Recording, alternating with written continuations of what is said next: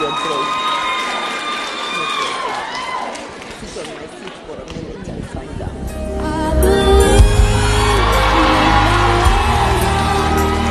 Wamama High.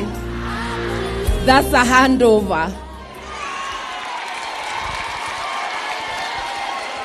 We must mentor, we must hand over. Wamama High. May I begin by acknowledging our chief guest, Dr. Ida Odinga, a friend of many years, acknowledging all the great women on the stage and in the audience, because you're all great. If I could, I would introduce every single one of you by name. I want to acknowledge the organizers of this great function. And resilience is the other name of every woman. So even the blessings of rain did not deter you. A bit chilly, a bit cold when we came in, but I think by now we've all cheered ourselves up. When I look at your faces, I see people who are vibrant and who are ready. Thank you very much for all of you. I want to say today, yes, the theme is a million or 10 million women for Martha.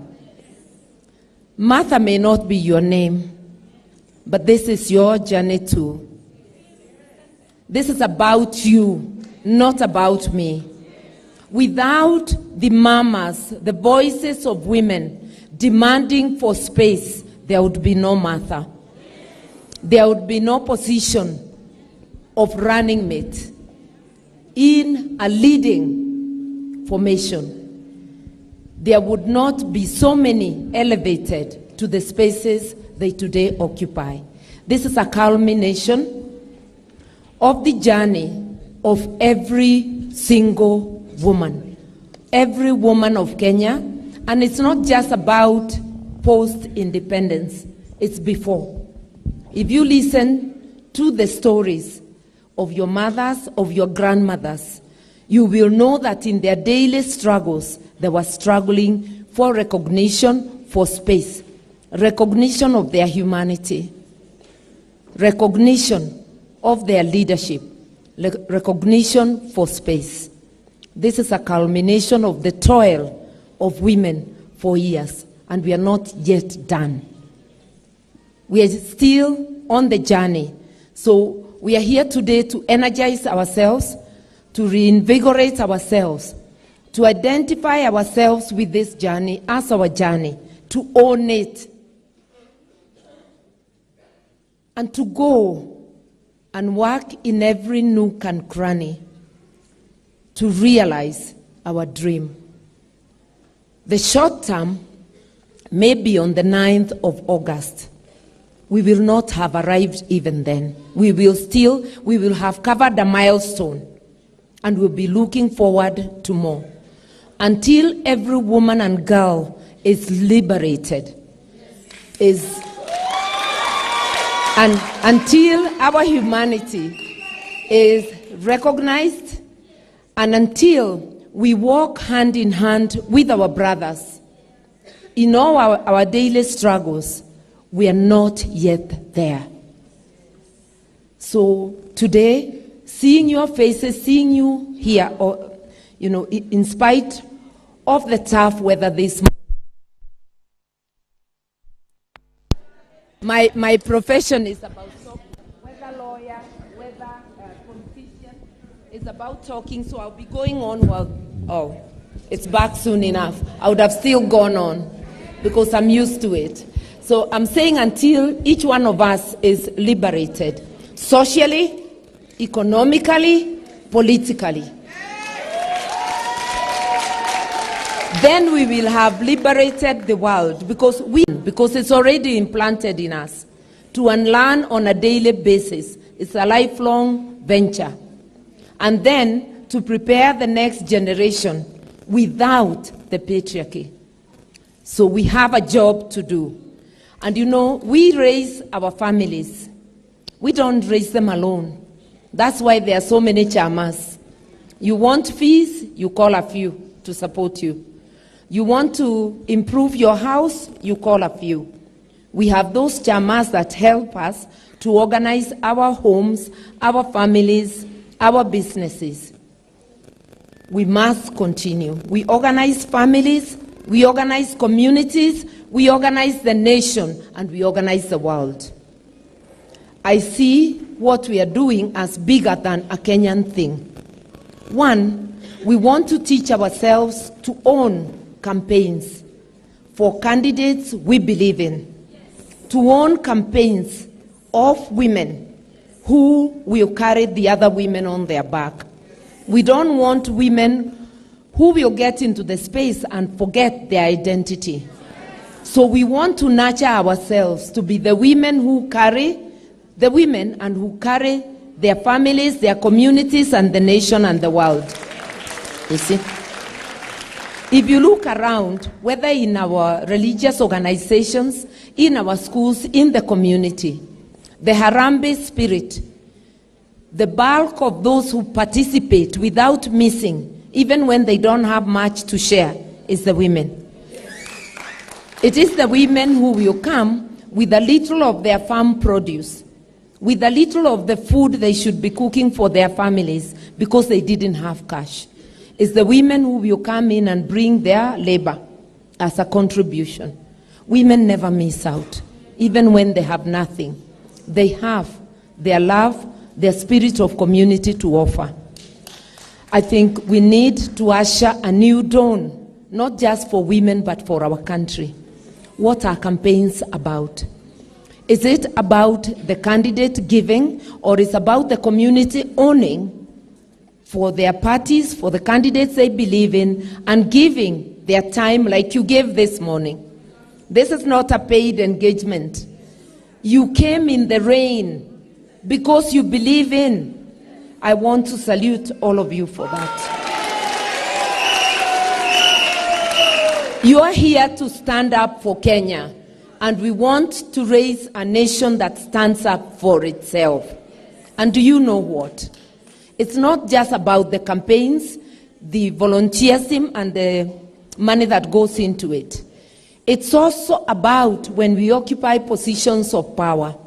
You who is a counting clerk, you who is a presiding officer, you who is a returning officer, if you stood up for Kenya, we would not have disputed elections.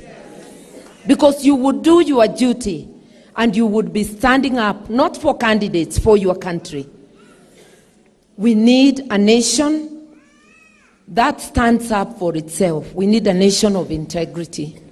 We talk of institutions, but institutions are you and me. We are the ones who will mess up or raise Kenya. And I'm asking you this morning, as nurturers, because women are nurturers, let us stand up. Not just for ourselves, not just for Martha. Let us stand up for Kenya. We want a nation where we all have space, where our children and our grandchildren, for those of us who are in that stage of granny, we want a nation where our children, our grandchildren have space and can have opportunity to be what they desire to be. Each depending on their talents and their effort. That's what we are looking forward to. We are looking forward to raise a strong Kenya. I want to urge you, with the determination of a woman, nobody raises a frail baby to a chest-thumping man, leader, or woman without the determination and resilience of a woman. So God has built you to be strong, and I know of nobody as strong as a woman. We don't carry it on our faces. We don't wear it as a badge. But think of your mother, of the woman next door, and you will realize that in truth, strength is the other name of a woman. Determination is the other name of a woman. Resilience is our name. Generosity is another name for women. A woman will serve, leave herself with nothing, and serve her children and a guest who has come in. Without that giving spirit, you cannot nurture. You cannot nurse, because every woman is a nurse, whether trained or untrained. Sick people in the household belong to women. Those who are unable to fend for themselves, if there is somebody with disability who must be cared for, with a severe disability, they belong to a woman. I once did a case where the man almost blamed the wife for their disabled child, until it outraged a male judge so much that he ordered the man to shut up, because it was so disheartening. But every person who needs help in the home, unpaid care work is the other name of women. So, by nature, by socialization, you have a giving heart. Even when we try to be mean, search yourself, you still have a giving heart. Let's be true to our nature. Let's give to our country. Let's give to our family, to ourselves first, to our families, to our communities, and to the nation and to the world. And we will surely get there. So today, it's a call to action. Action because we care. We care about the environment we live in, the social environment. We care about the rising cases of domestic violence and especially gender-based violence. We care about the many cases of violence, even in our institutions of learning. We care about how violent our society has become. We must go back to factory setting and raise a caring community, starting with our families. And in the campaign, it's a caring community too. We are looking for leaders. Remember what you tell your child. I know not of a mother who tells their children to become bullies. I know of no mother who tells their child to go out there and disrespect everyone. I know of no mother who tells a child, I want you to take thieving as a career. We all, and as Africans, now I'm talking as Africans, which has found value, placed in our constitution as our national values. We are all raising our children to be hardworking. That's why you'll pinch a child or pat them on the back and tell them, lazy one, get up. Because you want them to be hardworking, to be able to fend for themselves when they get there. So we are teaching them the value of hard work, honesty. You are teaching them the value of community. That's why you are giving them work around the house. So we really must instill those values and look for them in leaders. And when leaders stray, we must use our voices to tell them that does not represent us. We must be truthful to ourselves. Even when we pray, oh God, help us. Your actions must match your words. Otherwise, it will be prayer without faith and prayer without action, and it will be of no use. Today is just a call to action and to say this is about us. The name Martha is there because today I'm running. I've been appointed to run as a deputy president, but it's your journey too. What happens with this in this space is going to influence the space you are in, the space of your child, the space of your grandchild. So let us affirm ourselves and let us look for women we can support, and men also, because it will not be women alone. But whoever you support, let that person espouse the values you believe in. We cannot be a country without values. We'll be heading to doom. Now, before I finish, you'll allow me to go a little further and tell you that in my view, our nation is facing a crisis of leadership, a crisis of trust.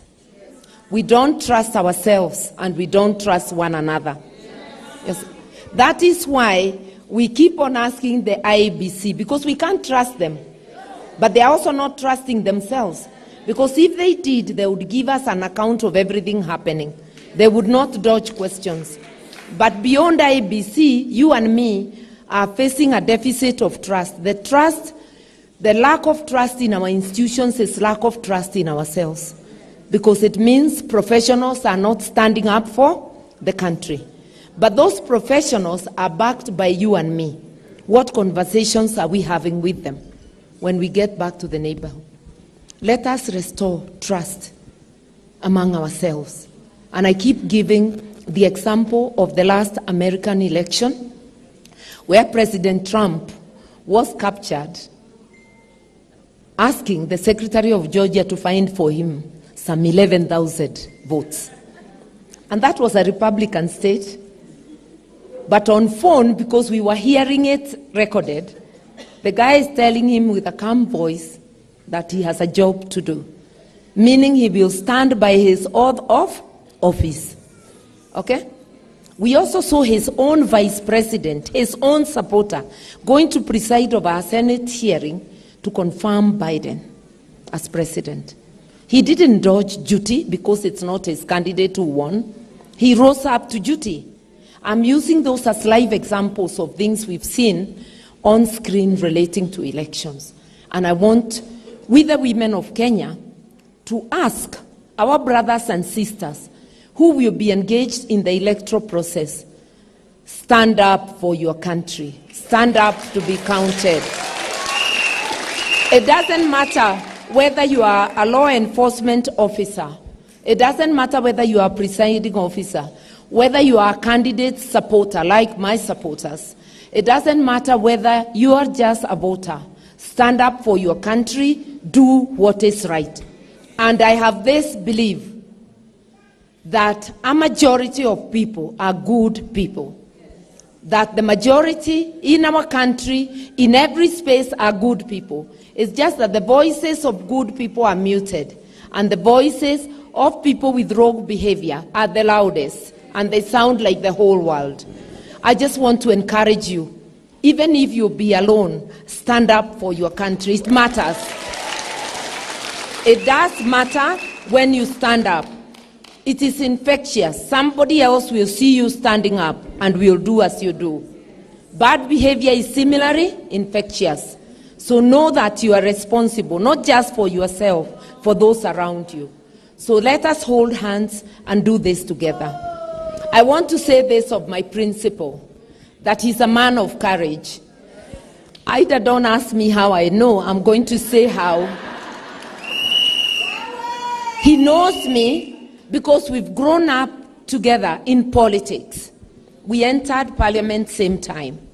And even before we entered, being friends with Madam Ida, we had interaction. So he knows me. He knows that sometimes I do take a stand, if it's on principle, where I may not be moved. Even recently, we had national issues, we took opposite sides in matter of the Constitution.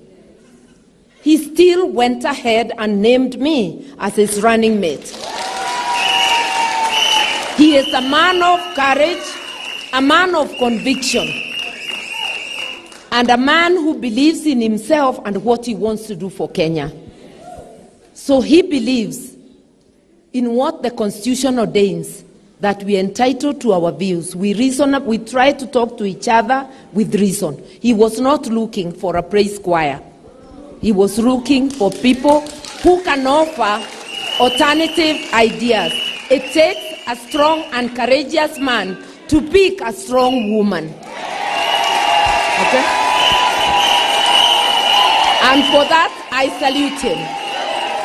Okay? I salute him, and I promise to be a good deputy. And I pray and work for that every day.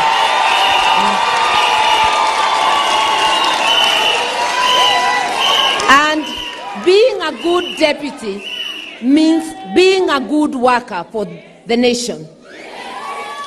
Because we are all working to serve you, not to serve ourselves. And we will follow our laws, and that's what I said in my acceptance speech. that we will always follow our laws, and he too said it. So I want to assure you that I'm holding this space for you. I'll hold it with honor, and I'll do what is required of me.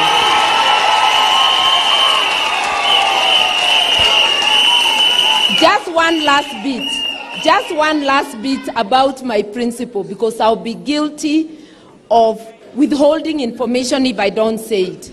You will recall the year 1995.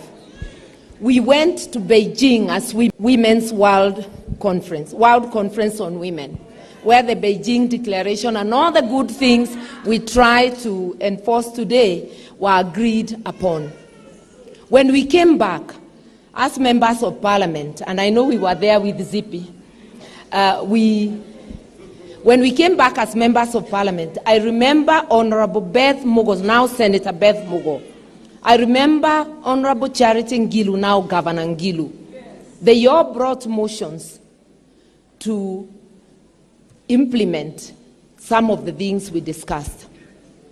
I also brought the Equality Bill and the Domestic Violence Bill. They never saw light of the day, but the motions succeeded.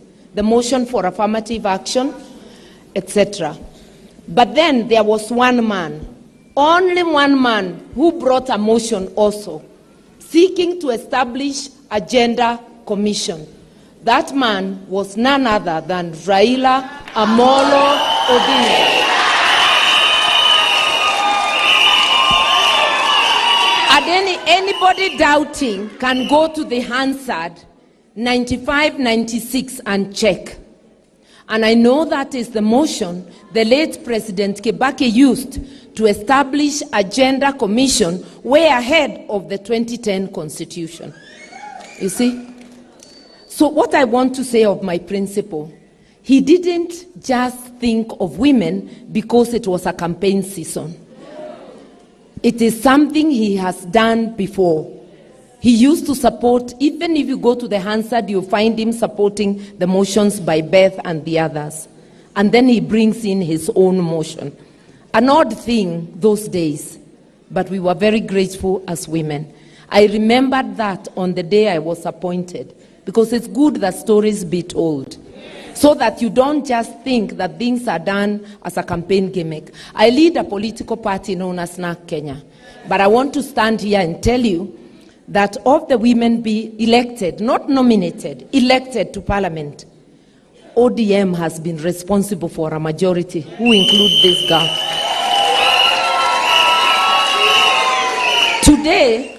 Today, I have heard competition saying they have more women on the ballot. It may be true, but it depends. Which seats have you nominated them for?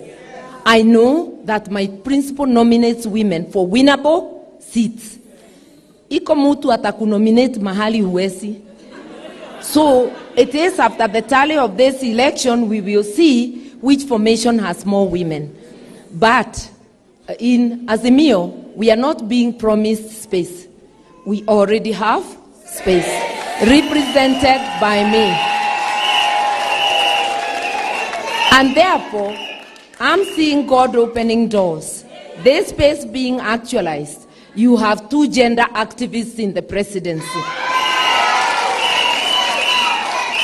Own this space, it's your space. It's not just about gender, it's about transformation. Okay? In this country, people who have fought for liberation have never occupied the presidency. At independence, it was not those who were in the forest who occupied, it was others. After the 2002 liberation, it's not those who were in the trenches occupied. We went into government, but we were not in the presidency. This is a unique time. It's the only time that those who have fought for liberation are likely to sit in the presidency. Make it happen. Make it happen. Make it happen. The generals of the liberation are now likely to sit in the driving seat. And I want to promise you and to promise before God, we will make it work for Kenya. It is not about us, it's about our country. Women arise. People of Kenya, arise. Ours arise. Our husbands, brothers, arise. Let the nation arise. It is our time. Let us go to work. Please don't wait to be sent. Don't wait for a letter. This is your space. Let us go to every corner. And I'm telling everybody, with the presence of a woman, every Kenyan is covered. And I'm reminding the men, Kwani who looks after them. So if a woman is in the house, you too are catered for. And we talked about helping those who need help in the house. It's us. Nurturing, it's us. This is about us and our families. Ladies, let's go to work. Ni wakati wetu mama. Can we end with mama? Can we just sing one verse of mama? Because that song is not about one mama. Ni mama wewe na mimi. Ni wakati wako.